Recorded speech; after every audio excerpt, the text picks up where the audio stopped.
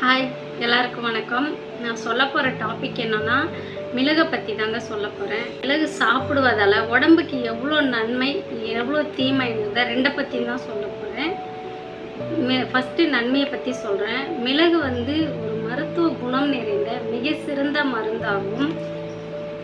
மிளகு சாப்பிடுவதால் செரிமானத்தை மேம்படுத்துகிறது, உடம்புல உள்ள சளி மற்றும் இருமலை குணப்படுத்துகிறது, உடலில் உள்ள நச்சுக்களை வெளியேற்ற மிக சிறந்த ஒரு மருந்தாக பயன்படுகிறது. இது பார்த்திங்கன்னா மிளகோடைய தீமையை பற்றி சொல்ல போகிறேன்.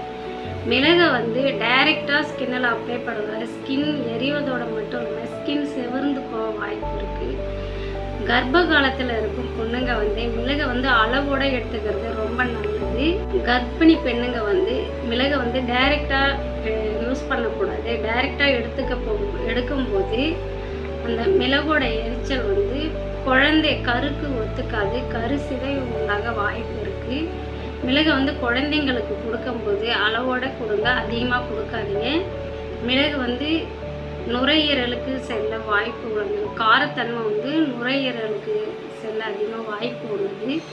அதனால் மிளகை எந்த அளவுக்கு அளவோடு எடுத்துக்கணுமோ அந்த அளவுக்கு உடம்புக்கு நல்லது.